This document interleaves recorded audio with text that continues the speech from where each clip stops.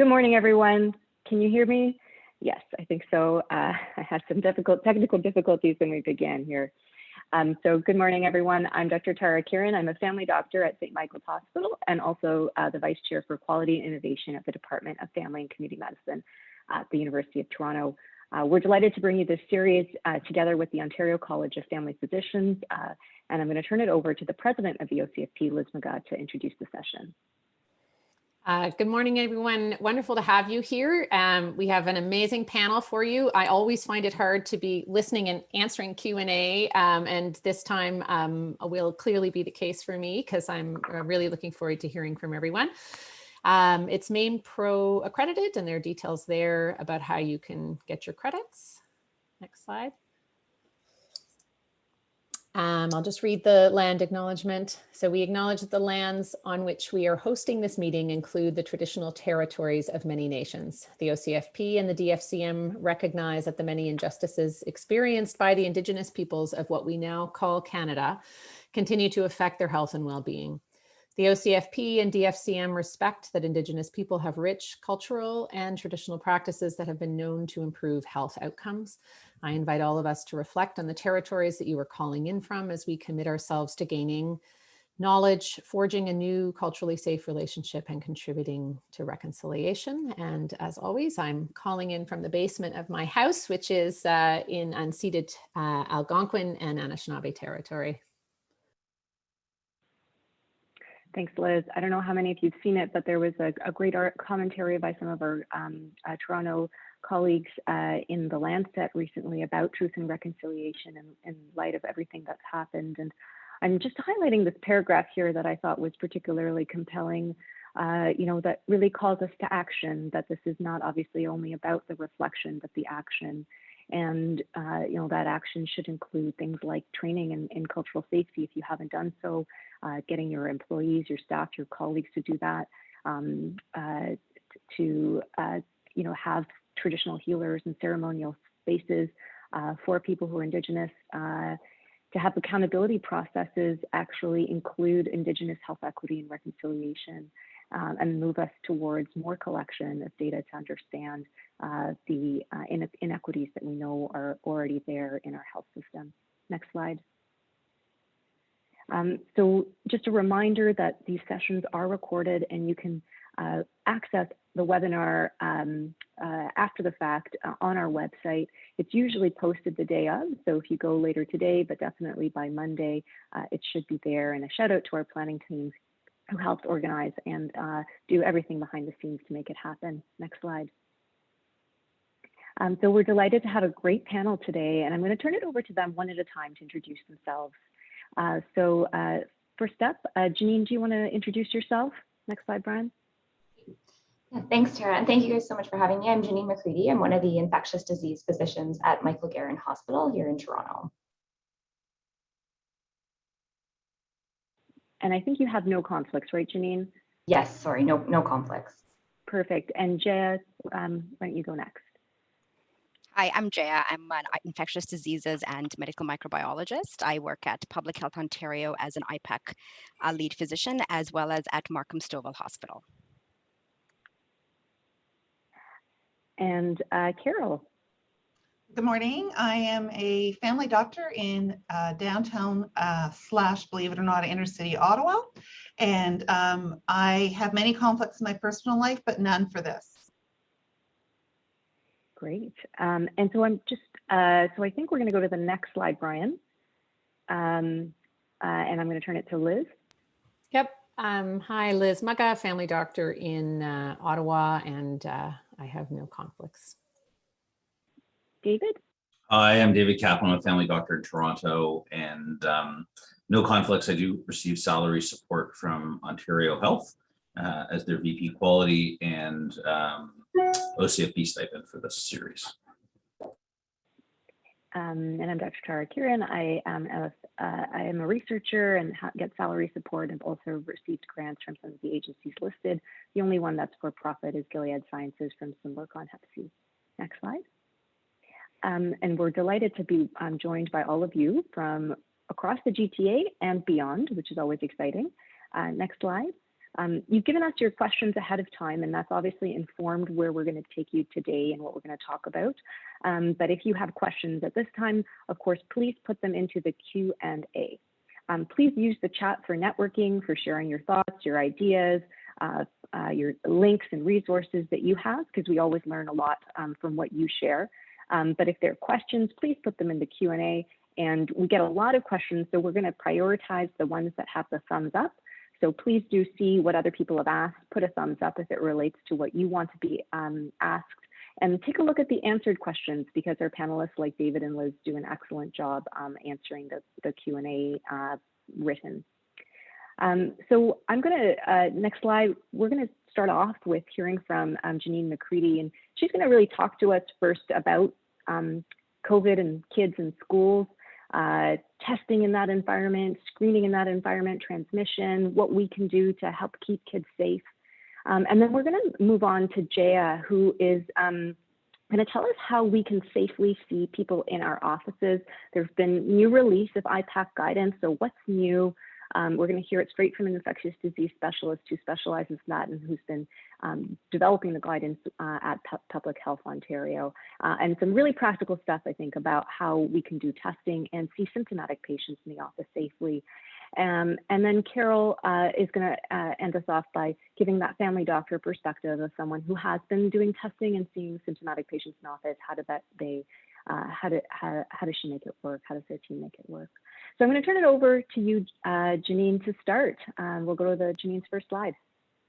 Perfect, thank you so much. So the first thing I wanted to just say is, why am I talking to you about schools? So I'm an infectious disease doctor. Prior to COVID, I worked in the hospital and had some outpatient clinics, sometimes doing some Hep C in the community, but really had never, besides dropping my kids off, had never ventured into schools.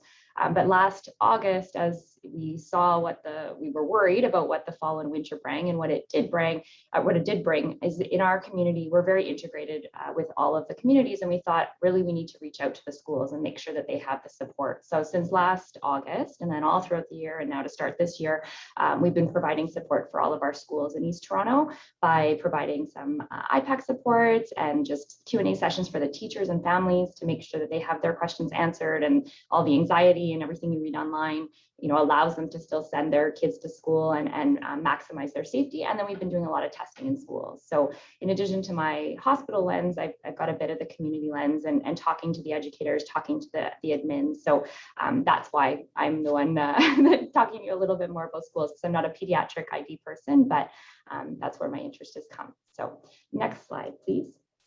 So the first thing we talk about, which is obviously a very hot topic, is vaccinations. So breaking it up into the 12 to 17 group and the under 12s. So the two most common questions I hear from parents in the over 12 group when they're deciding whether or not to get vaccinated is around fertility and around myocarditis. So around myocarditis, this figure is more about myocarditis risk for all comers when they're all adults. And when you break it down for just 12 to 17-year-olds, there was a recent study that just showed the risk of a 12 to 17-year-old getting myocarditis is at least about 5 to 6 times higher from getting COVID than from getting the vaccine. So, when it's all dependent on basically, your risk of exposure and the likelihood that you're going to be exposed to COVID. And unfortunately, heading into this fourth wave, if you're an unvaccinated individual, your risk of exposure and your risk of getting COVID is incredibly high. So really the benefit of the vaccine significantly outweighs any small risk there is. Data from Canada for Pfizer in the 12 to 15-year group, the rate seems to be around only 8 out of a million 8 per million cases. And then for Moderna, it's a bit higher in that group, so about 30 per million. So if you're deciding between Pfizer and Moderna for the youth group, because Moderna has just recently been approved, that's a conversation to have with families. And most people, I find, are opting for Pfizer in that younger group, and we do have more real life experience with it. But definitely is very recommended, and it will help not only keep prevent infection in kids, but prevent transmission, which is a huge issue. And the second issue around fertility. So there have been no studies or actual any data that has shown that the vaccines would in any way affect fertility, whether you get it when you're young or you're a young woman of childbearing age. Really, there's no biological plausibility that it would have any impact in that way. And I know a lot of the concerns have also come up around changes in menstrual cycles and girls having changes in their menstrual cycles for the few cycles after the vaccine. That's not a hormonal change, and it's really thought to be linked to just inflammation and increased shedding for the next couple of months, and just changing the when the lining is shed, but not actually any physiologic change in hormones, nothing long lasting, and certainly nothing that should prevent people from being vaccinated. And really overall, I strongly would recommend that group to get vaccinated if they are able. And then for the under 12s, so exciting, hopefully we will have, the Pfizer is submitting their data to Health Canada and FDA towards the end of this month is the plan for the 5-year-olds to 11-year-olds. And then as long as it is what it's expected and everyone's anticipating the data will show that it's safe and effective in that group. Obviously, that will be reviewed by NACI, reviewed by Health Canada, and the thoughts are that will take somewhere between 3 to 6 weeks. And then the hope is that by, at best case, late October or early November, then we'd be able to start rolling out the vaccines to that group. So, thinking about that in your practice or in your communities, how best to administer those vaccines and how we're going to get those out to the families. And then the 6 months to 5-year vaccines, it's expected a bit later. So I've heard estimates that they're planning on submitting the data kind of towards the end of November, and then hopefully would have approvals either late December or early January. Obviously contingent on, seeing the data that is safe and effective, but from all the indications I've heard, that is what we're expecting. And really they delayed it a bit because they actually increased the number of children they were enrolling to really make sure that the vaccines were safe, because you want to be absolutely sure they're safe in these groups, since we know that the illness to date has been quite mild in these groups. So that's what we are expecting. And I honestly can't wait to get my 2 little ones. I will be first in line. My 8-year-old almost every day asks me, "Mommy, is there a vaccine trial I can be enrolled in?" So I fully support vaccines in this group. So next slide, please. So another hot topic is screening. So I know this is taken from TDSB, but the screening criteria is the same against across the province. And this is a nice graphic. So with the start of school, this is just for school-age children attending school. They kind of changed the criteria down from the list of 12 or 13 different symptoms down to these 5 main ones. So the fever, cough, difficulty breathing, decreased taste or decreased loss of smell, and nausea, vomiting, or diarrhea. This doesn't mean that only these symptoms are COVID. So other symptoms can definitely be associated with COVID. And this is just the ones that they want to be extra sure that their kids are not coming into school. The other important thing is that if anyone in your household has symptoms or are waiting for a COVID test, then the kids have to stay home. So if you're getting questions in your office of, if my kid has these symptoms, should they get tested? Or I have these symptoms, should my kids stay home? The answer is yes. So at this point in the pandemic, we're yet to see, in the next few weeks, we're going to learn a lot about how Delta is going to spread in the classroom with the mitigation measures that we have. And I think it's, seeing the rise that we've seen in some other places, it's really prudent to be a bit conservative right now. So stay home if you have any symptoms, get tested if you have any symptoms, and really facilitate that for families. So next slide. So one important point, and I think this is, I should have made this first, is that basically COVID symptoms are indistinguishable clinically from other viral symptoms. And one of the things that we're going to see this fall that is going to make things really challenging is we're going to see more viruses coming back. And it's going to be really hard to know, is this COVID? Is this RSV? Is this flu? And so, I'm an infectious disease doctor. I've literally called thousands of children that have COVID and heard their stories. And I can't tell you if my kid has a cough and a fever, I can't tell you whether it's COVID or something else. So you need that test to really decide what they have. And, as things evolve and the vaccines get rolled out, we're not always going to be in this position. But again, for the next few months, really err on the side of testing. There was a nice new preprint that's out from Anisha Thampi in Ottawa and colleagues that basically looked at different symptoms of COVID-19 and then correlated of how likely if the child came in with a test or with a single symptom, how likely they were to have COVID. And in the under 4 group, basically it was just a wash. So whatever symptom they had, it didn't really predict any more than anything else if they only had one symptom, whether or not they had COVID. Doesn't mean we shouldn't test the under 4, but obviously that group is very challenging to get a good symptom history out of. So doesn't correlate as well with actually having COVID.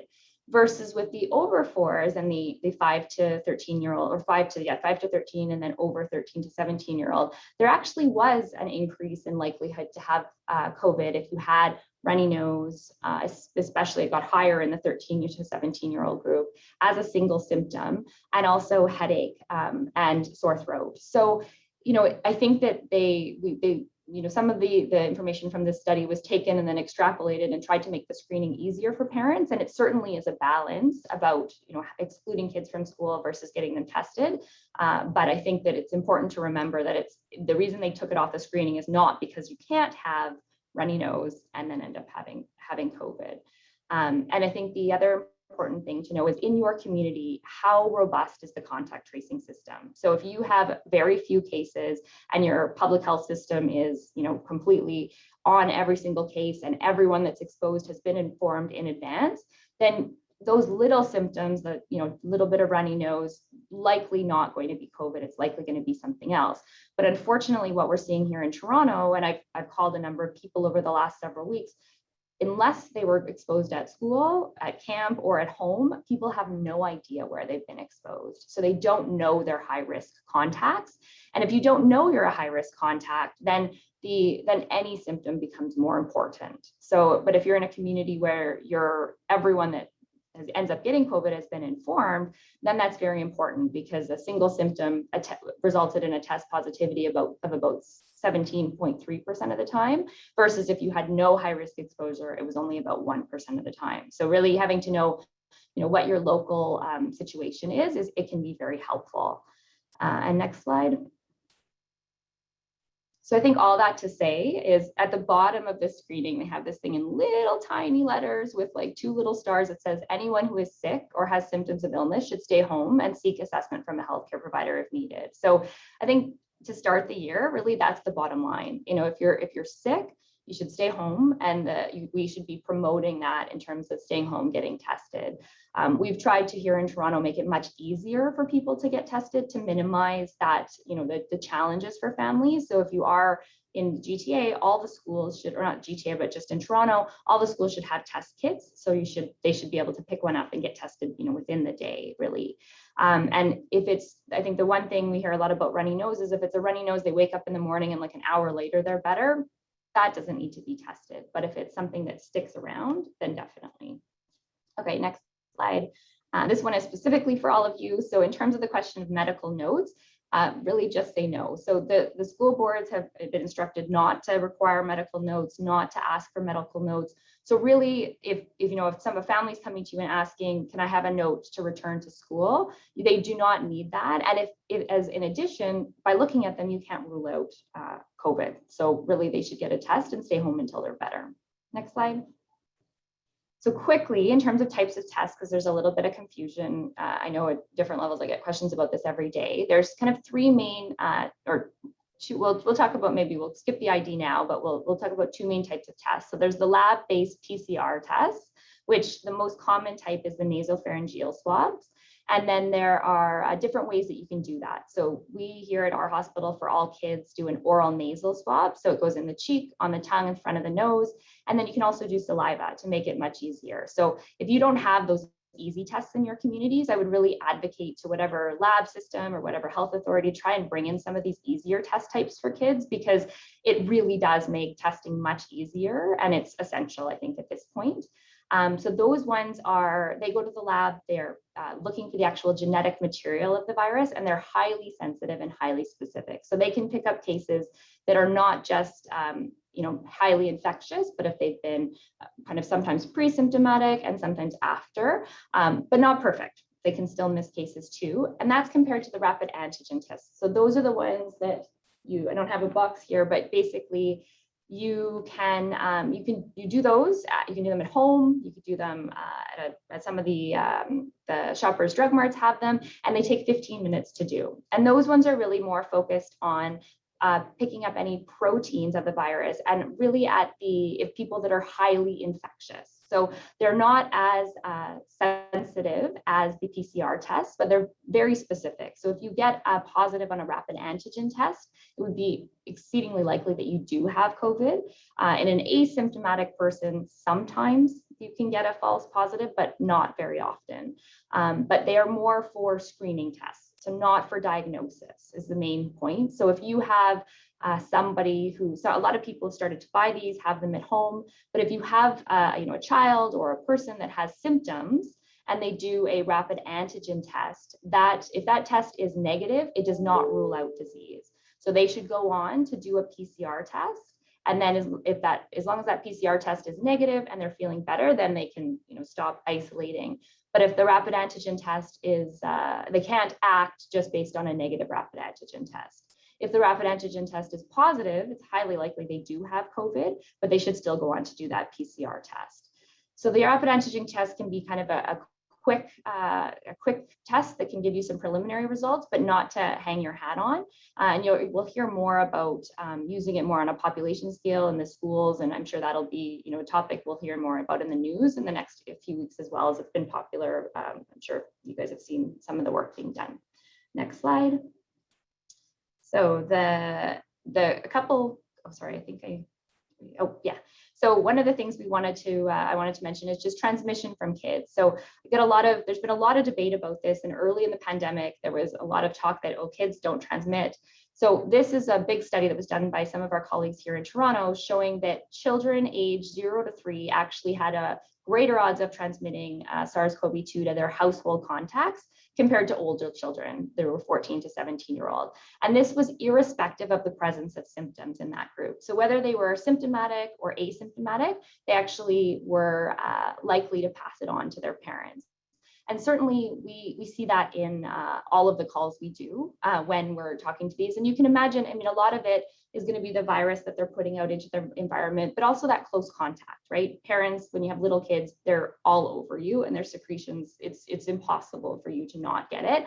And important for you to know too, in the cases that we're seeing of parents that are fully vaccinated, when they have young children in these age groups, we're often seeing that the parents, they don't get sick, but they have very mild symptoms, even despite being fully vaccinated, because it's just impossible for that vaccine to hold up against the volume of virus that they're getting. So when we call those parents and advise them, I really tell them, try to only go out for essential things and try to isolate with your kids, because you certainly, if you're a teacher or work in a long-term care or any other environment with lots of people, you don't want to be, inadvertently bringing that virus to people, because it's unfortunately likely that you're going to become positive if you have children in your home. And in the middle age groups, so the 4 to 8 age groups, there was also some increased risk of household transmission when you looked at household size and different individual test levels. So the bottom line is kids can certainly transmit, especially within a close household environment. Next slide. So the bottom line is kind of, as family physicians, you guys have a window into your communities and all the people you care for, and your schools as well. So I think the important things are, the situation is going to evolve this fall. There's going to be varying community transmission levels across the province, and things will evolve.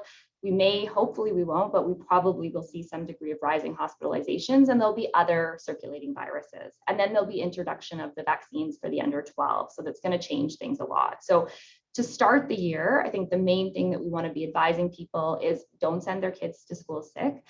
And if people ask you about testing, encourage them to get testing. And if you can talk to your local community about having some easy testing options, I think that helps everybody. So a lot of our family physicians around our area, we've given them our test kits so that they can hand them to families to do the oral nasal swabs, and they can just drop them off back at our assessment centers. So if you have relationships with people, that's great to do. And then encouraging people to get vaccinated and setting up local clinics at your schools, if you are in other communities once the vaccines are available, is a great way to get vaccines into people and make it more accessible. So thank you so much. Thanks so much, Janine. I think your talk has sparked lots of discussion and questions. I'm actually going to just build on what you just said about, a couple of physicians have asked, how do I get access to these saliva tests or the oronasopharyngeal TCR tests? How can people get access to those types of PCR tests aside from the connections you mentioned, I guess? Yeah, so if you're outside of Toronto, and I don't know if Jeya knows more about the lab network outside of in the rest of Ontario, so maybe she can give us some insights. But I mean, I would contact local labs. The test that we have is validated. It can be used anywhere, and it can actually fit into the PCR systems of basically any lab, or the nasopharyngeal system. So it's not a totally different test. So it's Jeya, something. Yeah, Jeya, did you have any insight? Yeah, it's so the actual swab is exactly the same, and the carrier system, everything is the same. It goes in the same testing platform. The only difference is the type of collection just needs to have a quick validation in your local lab. So Public Health Ontario lab has a massive validation of the buccal nasal swab. So if your local partner lab hasn't done it, they can call Public Health Ontario lab and get a quick mini validation protocol, and that's all they need to do to be able to process that type of specimen. So it's actually very quick and easy to get it instituted into a local lab. So that's getting into a local lab. I'm wondering how you get into a family doctor's office. So it's the exact same swab. So whatever swab you have right now that you use for viral testing, that's the same one you do. If you go to the Public Health Ontario lab website, there's videos on how to appropriately do the oral, the buccal deep nasal swab test as well. So really all you have to do is learn how to do that technique on a video, and then make sure your lab accepts that type of specimen. But it's the same swab. That's great. And then I guess, Janine, about the testing, and, you emphasize the importance of getting people tested right now. So I think some people have asked, when kids have symptoms and you're recommending testing, do close contacts who are vaccinated have to isolate? It seems like that's a point of contention. Yeah, if the child has not been a high-risk contact, then the people that are fully vaccinated within the household do not need to isolate when the child's getting tested. But if there is a concern that there has been a contact, then technically the fully vaccinated people do not have to isolate based on the public health rules right now. But if I would advise those people, if they can stay closer to home, don't obviously go into vulnerable settings where they're going to expose more people, because the risk that they could become positive is there. And then I think people have talked about the access to testing, again, how it varies across the province. So obviously schools in Toronto have some of these packages to take home. Maybe there's some more testing centers around as well, but others are mentioning how the testing center, get tested in their local community. It's like a 2 or 3 hour wait time in line.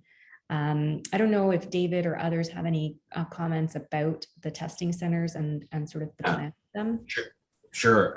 So we're going to be having some guidance coming out to primary care in the next little while about testing and just ILI guidance in general. And it's going to be very dependent on what's available in your local community, from testing centers to centralized like regional ILI assessment centers for people who can't safely see patients in their office because of physical space or whatever.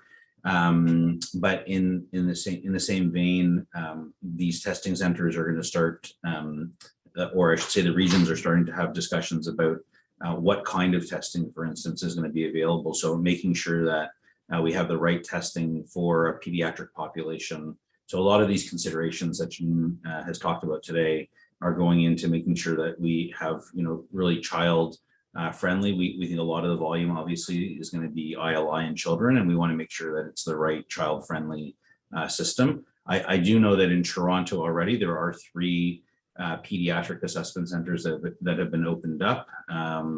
But I think a lot of the regions are looking at doing similar things just to be able to offset the volumes from our offices and make it safe for us to continue to see chronic disease and screening and all the other stuff that that we need to see. Tara, I have one question for Janine. I think it's come up a number of times around notes. So the first question around notes is, how do we tell parents, because some of the school boards have been a little I guess, hard with parents around notes, and it's really hard, I think, for individual physicians to try to push back against it. But the other one is actually a little more interesting, and that's for the people who, both staff at schools, but also children who have underlying conditions. So, parents with, or not parents, staff with irritable bowel syndrome who may have diarrhea one week and not the next week. And if they screen, because diarrhea is still on the school screening, if they're being truthful about it, they're going to screen positive. So I think some of these patients have been asking for notes. Is that something that family doctors should be doing, or really we shouldn't be asked for that? I mean, ideally you shouldn't be asked for it. It's putting you guys obviously in a tough spot, and your time is better spent doing other things. I think from the conversations I've had at the board level, it's all supposed to be by self-attestation. So, obviously important if people have chronic issues or they're not sure, to obviously speak to you guys about those issues and to sort out what is going on. But most of the boards in our conversations, they have attestation forms where families can fill out, this is a chronic whatever, and that's why my child has symptoms. So it depends if it's actually at a school board level or if the schools or individual teachers. So if that's happening to families, what I would encourage people to do is escalate that to their, the principals or to the admin, and then even ask them if the superintendents or the board level, because the boards have been told not to ask for notes. And a lot of the admin we speak to, actually, they don't like to receive notes because they don't know what to do with them, especially when it says your child does not have COVID, you can come to school, when, they have a sore throat and they didn't have a test. So how is that helpful? So I would try and get them to escalate it with the boards, because that's just going to help everybody, right? And they should have a process for that. Thanks so much. So a few more questions. I guess, I just will say that I think, some people who are living in rural areas, maybe Jeya, and I don't know if you could speak to that, but I think some people who are saying in rural areas, the assessment center is only open for 3 or 4 hours. It's like really hard to drop it off, or I don't have a PCR kit. How do I even get one? And then there's another question that I'm going to ask Janine after that. So Jeya, maybe I'll ask you that first. Yeah, not a problem. So if you're in a rural area, if you have a specimen storage fridge, you can store it in a regular 2 to 8 degree fridge for up to 72 hours. Otherwise, it has to go in a -70, which I don't think any one of us would be able to have in our offices. And to order swabs, I actually just sent you a link, Tara, that Public Health Ontario lab, you can order swabs directly from them. You can definitely order swabs directly from your local health unit. There's a robust supply now in the province, so it shouldn't be an issue to get it to your office. It used to have to be stored in a fridge, but now we've developed swabs that can be used at room temperature as well.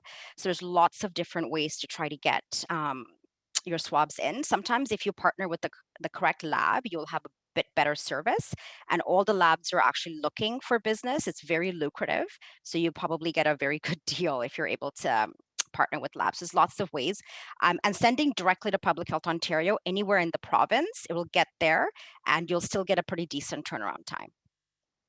That's really helpful. Thanks, Jeya. Really helpful. So another question that's come up, very popular from Suzanne Singh, is for you, Janine.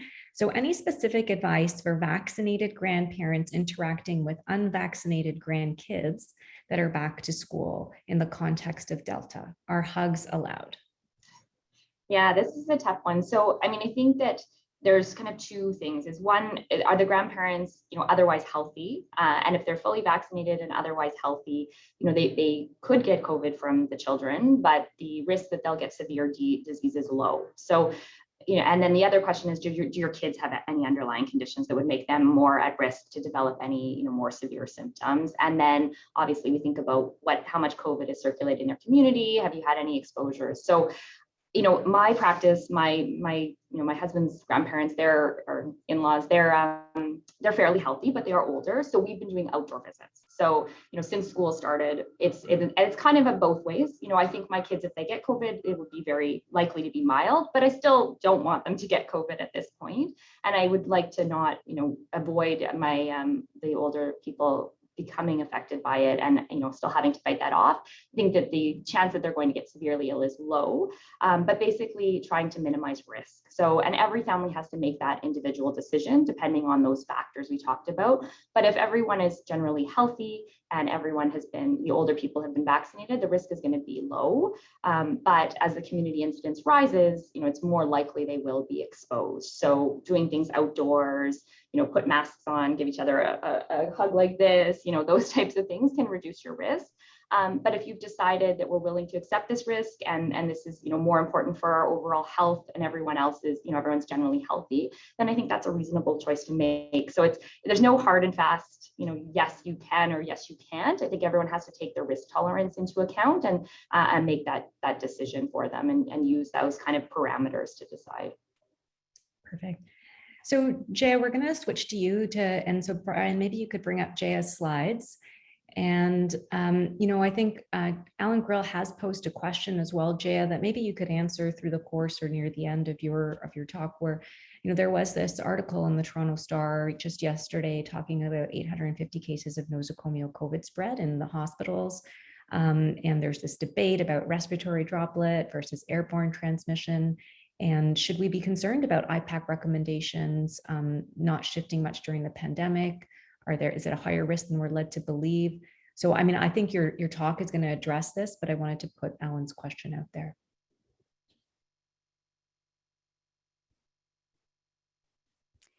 Oh, not a problem. So I don't directly address it, but I'm happy to answer my dear colleague, whom I love, Alan, who always gives me the hardest questions at our hospital. So thank you very much for inviting me to speak to all of you. It is actually really exciting for me because at PHO, we're in the sort of middle stages of developing a dedicated primary care support team. And we just hired a dedicated IPAC specialist as well. And we've been working with the ministry since I started at PHO 6 months ago, advocating for a dedicated on-the-ground support for IPAC in primary care settings, but also to be sustained long after the pandemic is over, because I think it certainly would be very helpful.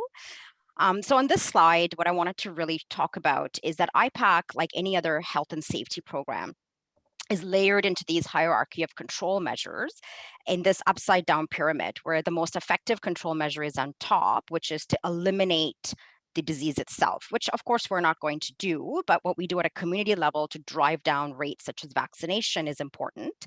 But at the individual level, where we screen and isolate cases from others, is also a big part of eliminating disease. So for today, though, I wanted to focus on some of the hot topics relevant to our clinical office practices based on a lot of common questions that we've received from the primary care sector in the last several months, namely ventilation, cleaning and disinfection, which we find is sort of in that middle layer of this hierarchy. Safe patient flow, including physical distancing, falls a bit further down, but it's probably one of the more challenging measures to maintain in most of our office practices, which we don't have the luxury of a 30,000 square foot building. Most of our practices are fairly small. And then finally, at the bottom, we have PPE, which we tend to focus on, but it's actually the least effective control measure and is only effective if we use it in conjunction with all the other measures in this hierarchy. Next slide, please. So indoor air quality is a very important consideration, whether we talk about transmission of COVID-19 or any other respiratory viruses. So the risk of transmission increases the longer you spend in close contact in a crowded, inadequately ventilated setting with an infectious source. And ventilation, which we talk about quite a bit, is simply the removal of stale indoor air and supplying fresh outdoor air into a given space. And whether this is done through an elaborate HVAC system or by simply opening a window, the more fresh air you get into a space, the better at any time of the day. But again, keeping in mind that hierarchy of controls we talked about, just like any other IPAC measure, ventilation is only of benefit in addition to all of the other multiple layers of measures that we have put into place across the province, but what we've always had in place actually in healthcare settings. So in addition to fresh air, airflow and air circulation is also something that we should look at in our office practice. And where we often can actually improve things in our own offices is to reduce obstruction to airflow and circulation. And the more people and the more objects you have in a room and the more crowded the space is, the less airflow and air circulation occurs. So when you let air stagnate, that's where we see increased risk of transmission. So whether we have evidence showing predominant aerosol in one situation or predominant larger respiratory droplets, it actually doesn't make much of a difference if you're letting the air stagnate for a long period of time. Next slide, please. So, there's actually several things you can do today when you get back to your office. We all get really caught up in these fancy HVAC systems when you can do a quick and dirty air quality check right when you get back to your office this morning. One is your HVAC system, whether it's in a building or whether it's in the back of your house, routinely inspected and maintained and up to whatever code that your office is in. Inspect all the vents in your office. Are they clean? The cleaning of vents and ducts, shockingly, actually immensely affect airflow and circulation. So next time you get one of those air duct cleaning calls, maybe just don't hang up on them and listen to what they have to say. A quick and dirty test is to check if air is blowing or returning into your vents. Take a little piece of toilet paper and hold it up to your vents. You'll be shocked at how many vents in your office or house or anywhere actually don't work that well. Check to make sure that there's actually 6 inches minimum of clearance around your vents with furniture, equipment, drapes. Big thing that we find in IPAC inspections when we go on site. Do you find that the air is stuffy? Do odors linger in your office? Those are important indications of a lack of air circulation. Do you have signage in all of your rooms noting maximum occupancy? But more importantly, do people actually follow the signage? Most often we walk into a room and there's far more people in there than there should be. And, is there furniture, drapes that you can move out of the way? One of the things that we always caution is that people do overdo the plexiglass barriers in a space. And so even though we think that we're actually putting a bunch of plexiglass around us and protecting ourselves, we've actually seen data and quite a bit from schools where we've got, you've seen those kids that have plexiglass around their desks. And we have good data from earlier in the pandemic that the presence of plexiglass was actually an independent risk factor that contribute to more cases. So be judicious and very good about where you place these barriers in your office. Make good use of your windows. Open up your windows as much as you can, or you can actually almost MacGyver a negative pressure room or increase air exchanges by blowing a fan directly out a window to exhaust your indoor air out. And so anytime you can open a window, it's kind of the best thing you can do in most places. Next slide, please. So another common question that we've gotten is about air cleaners and air filters. And it's a very good question. There's a lot on the market and we're inundated. So we have to really be careful where we spend our money. Filtration is the use of different types of fibrous media that's designed to remove particles from an airstream. That's the bottom line. It could be particles that have infectious virus in them, or it could just be cat dander. And HEPA filter is one of the most common things that we use most of the time in a hospital setting. But filtering indoor air and recirculating it is actually less preferable than ventilating fresh outdoor air. Just make sure you're conscious of that. But filtration can be useful, and you can either incorporate it with your existing HVAC system by adding in HEPA filters, which is not always possible, or you can use a portable air cleaner within your office. And it has to be within a room. You can't use one for your entire office setting if you have multiple rooms.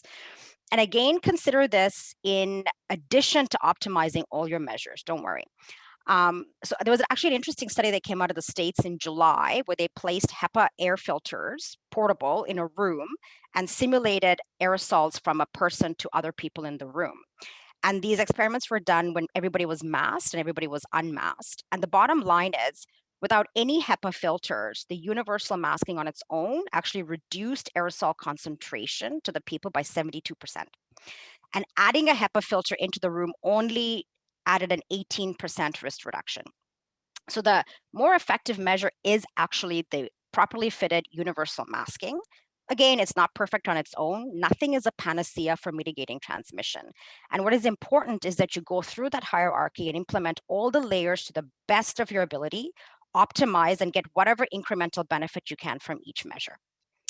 So that last set of bullets is when you're considering an air cleaner or purifier, we actually have a very well-written document on this at PHO. I can send the link in the chat that goes through some of the steps for you to think about.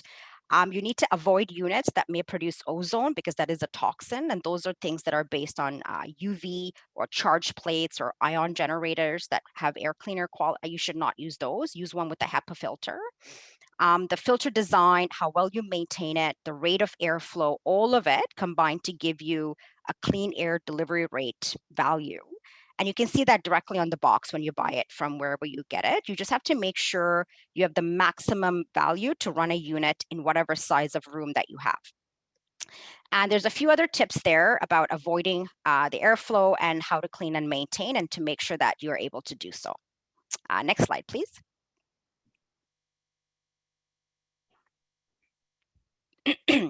So let's move on to seeing patients. If a patient screens negative for infectious symptoms and exposures, they can be seen per your usual practice.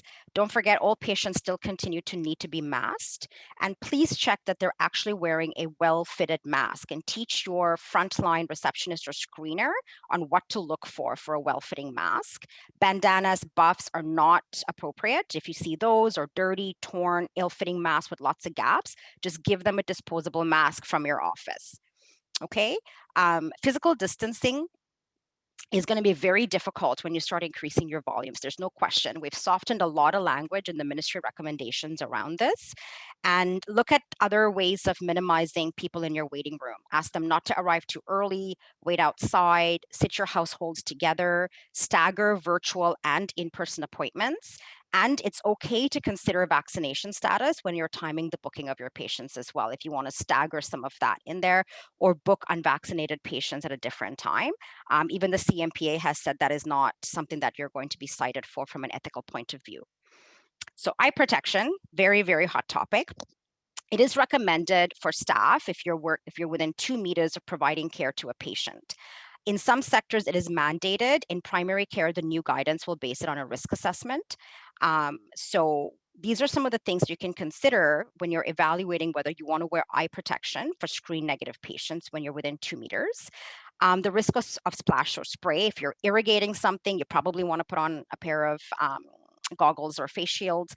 Consider the vaccination status of yourself and the patient. If you're both vaccinated, the risk is much lower of getting transmission through your conjunctiva, which is actually a very, very low or a low volume mode of transmission. Masking status of your patient. Are they unmasked? Are they ill-fitting? Are they going to take it off because they're children or they have any cognitive issues? And community transmission rates. As you get higher community transmission rates, the chance of asymptomatic infection goes up, and then you may want to wear that all the time. After you see your routine patients, standard cleaning is actually to clean and disinfect any item that may have come in touch with the patient's skin, like your exam table surface or your stethoscope diaphragm, for example. This is routine best practice cleaning way before the pandemic. So if you weren't doing it before, this is actually best practice. Next slide, please. So for seeing symptomatic patients, ideally book them at the end of day if possible. So there's a least level of amount of people in your office. Provide them a medical mask for both the patient as well as the support person. Bring them directly into the exam room if possible and batch all of your activities, ideally by just one person who can do all of it. And make sure that you wear the appropriate PPE, which is mask, gown, gloves, and eye protection. And after you see your patient, cleaning is actually very similar if you're seeing a patient with symptoms or without symptoms. The only difference being there is a potential for surfaces around the patient, typically around 2 meters, to get contaminated, especially if their mask has been removed or if you're doing an MP swab, for example. But you can make a risk assessment for that. And you can actually say, you know what, you've kept your mask on the whole time. I don't think you've contaminated the surfaces around you, and you can choose not to clean it. That is also part of best practice. Ideally, just clear the area around them and keep them in one place in your room, and then you don't really have to do as much cleaning as you think you need to. Next slide, please. So this is the last quick slide on testing. I think most of us have already spoken quite a bit on it. Same thing, PCR is your diagnostic test, and NP swab is preferred. And other specimen types depend on your partner lab. But as I had mentioned, many labs have already diversified their specimens already. Just if you've never done testing in your office, there are some tips on the Public Health Ontario lab website. Pre-label your swabs, pre-fill all of your requisitions so there's the least amount of handling of your specimen. And just make sure you have the appropriate storage and transport conditions that are needed. And you can always discuss that with whichever lab you choose to send your supplies, send your swabs to once they're tested. And that is the end of our review. And I'm happy to take questions now or later. Thank you. Jeya, that was like really terrific. There's people in the chat who want your slides, which I will share after the session. We'll, with your permission, post them on our website. I think people also wanted a reference to that mask versus filtration study. So we'll hopefully follow up with you about that. Lots of practical advice. I'm just going to ask you Alan's question. I don't know if you want to address that just in terms of that nosocomial spread of COVID in hospitals and kind of what we've learned since then. And then I'm going to turn it over to Carol for her session. Not a problem. I was just putting in the chat the study. It's actually a really well done study.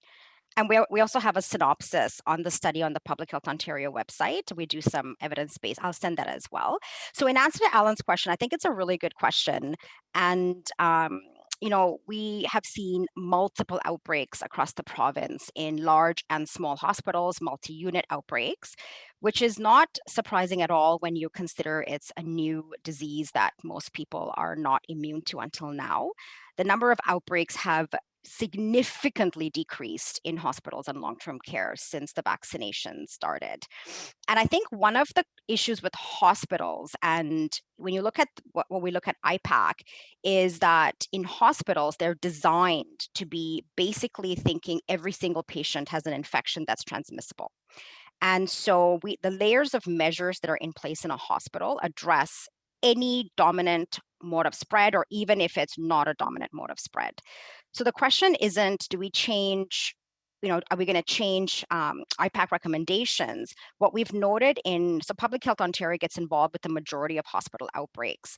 And when you do the in-depth investigation, which obviously we don't publish because it's mountains of data, you can clearly track very clearly where the breakdown in practice has occurred and where the spread has occurred and why. And so almost every single one of it ends up being a breach in fundamental IPAC protocols. And so it's not that we're missing or we need to add a new layer, or that adding N95s for everybody is actually going to solve the problem. Because I think fundamentally that's what everyone's question is do we add N95s and do we change the way we do our ventilation? Hospitals at a baseline level actually already have to meet a very high standard of ventilation. And therefore it's, you've got a minimum of 7 air exchanges in most clinical rooms. And there's some data that has come out that is very interesting data that shows that 7 air exchanges, even without masking, reduces aerosols by about 95%. And so that's, whether you think aerosol is predominant, or you think it's a mix, or you think droplets are predominant, there's still a lot of gaps in our literature. The bottom line is that A, we need to optimize what we have already been doing in hospitals, and B, we're able to trace all of these outbreaks to breakdowns. And yes, it's a big number, and it's probably poor form of me to say that it's not as big as we were expecting, to be honest, from a hospital outbreak setting in the Toronto Star article. Thank you so much, Jeya. That's, I think reassuring for us to hear that, we've got the controls in place. Largely, it's breaches of things we know we should be doing. And also, there are, of course, huge differences between hospital and outpatient environments, with lots more contact between healthcare workers like nurses and PSWs and patients than there is in an outpatient setting. So I think we also have to always keep that in mind in primary care. So I'm going to turn it over to you, Carol, and I apologize that you're going so late, but and hopefully you can give us a little bit in the next 5 minutes, a little bit of an overview of kind of what your team has been doing in terms of testing and screening and how you've made it work in your team. Absolutely. So I'm going to just give a little context. As you can see from this slide, we're a big team, and I work in a community health center. And we don't just serve our own patients. For context, we serve frail seniors, play groups, kids drop in, and we serve the shelters in our area and the street involved.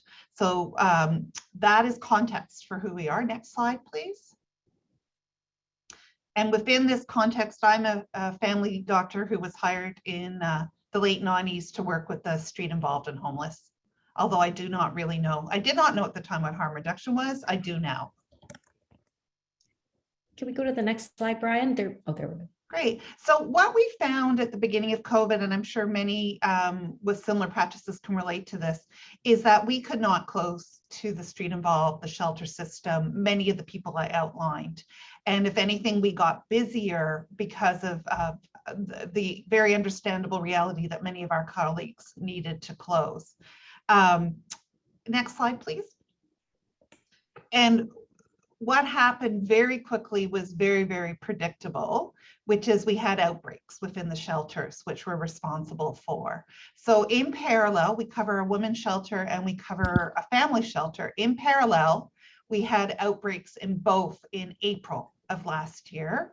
And I'm sure no one's going to be surprised when I tell you they were in our personal support workers who lived in the shelter overnight and went to work by the day. And one personal support worker said, "Don't worry, I'm using the yellow liquid by the toilet to clean up after myself." So she was our own IPAC in the shelter before we actually even figured out what was going on. So we quickly had to figure out how to start swabbing, because this is not a group we could send to an assessment center for multiple reasons. And if you remember, at that time, swabs were very limited. They were like gold. I think you could probably get high street value for the swabs at that time. So as a result, we actually got permission to start swabbing ourselves for those within shelter systems, and that quickly expanded to those we had within rooming houses. So this is us actually swabbing in collaboration with the Children's Hospital. This is not the family shelter. It's very nice. It's actually an overflow hotel where we needed to move people to because of the fact we could not space people within those communal settings. So we very quickly got involved in the swabbing part of this very early on into the pandemic. And in fact, we very quickly from this had the ability to start swabbing our frail seniors for exactly the same reasons. They could not go to the COVID assessment centers. Next slide, please. So where are we today?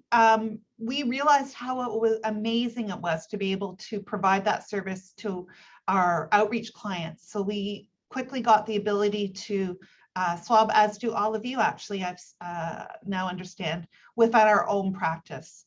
So I know you've asked some of these questions. We just order our swabs through the provincial program. I've given the website there.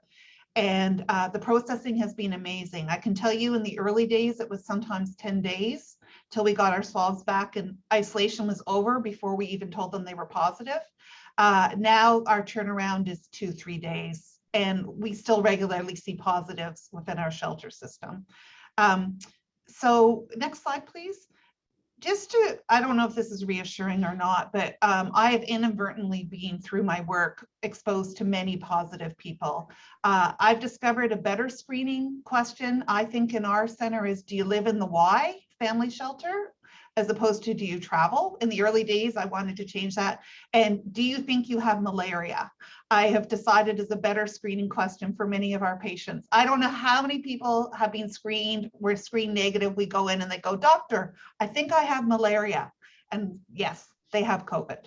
So I just want to reassure you that thank goodness none of us have gotten sick except for our screeners in the very early days who were, to our great wisdom, all put together in one tiny area. And yes, that was very good for spreading COVID, but we have learned.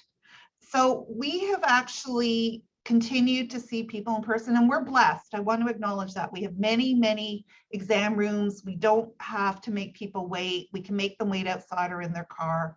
And we have given protocols to our medical receptionists for booking. So next slide, please. I'm just sharing ours, and 100% appreciate that you might create completely different ones. So we screen everybody at the entrance. And if they screen positive, the only thing we do differently is make sure they get into a room right away, or they go wait in their car if they have a car. And then we put on the computer screen that they are screen positive. And all that changes for us is the PPE that we go into the room for. Our nurses also triage for us if the phone call is a screen positive symptom. And if they need like their ears looked at or a strep swab and a COVID swab, they come in to see us. And if they just need a swab, they get sent to an assessment center. So that's how we've been doing it. I have numerous stories of how we've gotten caught out by the eye protection. I shouldn't admit this, mea culpa, but I've just learned to say to every public health person who calls us after someone swabs positive to say that, yes, I had my goggles on. Because one lady came in with depression, it turns out it was delirium. And one of our colleagues got sent home, but he was trying to tell them she was apneic, but no one bought it. So that's just a little bit of what we're doing. I have to say, it's been amazing to be able to provide this service because so many of our clients just could not navigate being sent anywhere else. So that's our little piece. Thank you, Carol. I mean, I think you've provided this great kind of on the ground perspective that many family doctors can hopefully replicate within their own settings. We're understanding that many settings are very different. So it's always helpful to hear from people practicing in different parts of the province in different settings with different resources. I know that in addition to, of course, keeping our practices safe for everyone and seeing, all sorts of different things in our offices, a big focus is also getting people vaccinated, and those conversations are increasingly difficult, and they have been for some time now. And I wanted to just turn your attention to this great resource at the University of Calgary, a vaccine hesitancy guide. If you haven't seen it, we'll post that resource with our slides as well. Next slide. And another resource for folks, if people in your community have questions, this, although it's based at the Scarborough Health Network, it's a service, a phone service, and I think a website that is open to anyone. I think they may even have a 1-800 number now, but we can update that and send you the information. Next slide. So I wanted to thank all three of our special guests today. You've delivered really practical talks for our docs to help us to do better when it comes to protecting kids and screening, testing, reducing transmission, and doing it all within our office settings. Thanks to Liz and David Kaplan, who behind the scenes have answered, I think, together over 30 questions written through the Q&A, and we'll summarize those again for folks after the fact. We know that there are questions that are left, and we apologize for that. We'll see if we can answer a few of those through the Q&A that we send out as well. And we'll continue to have your questions inform our future sessions. I noticed a number of you did give feedback during the chat about our sessions and what we can improve. So please do take a moment to fill out our evaluation form that you're going to get today to let us know. Do you prefer an earlier start time? Do you prefer this to run a little bit longer? What are the topics of most interest to you? Our next session is going to be on October 8th. Right now, we're thinking we'll probably want to focus a little bit on the flu shots at that time, and we'll be in the thick of seeing what's happened with Delta in schools by then. So it should be a good one, and we look forward to seeing you back then. So thanks to all of you for attending and everything that you're doing, and thanks to our panelists and the folks behind the scenes who make this become a reality. Take care, everyone.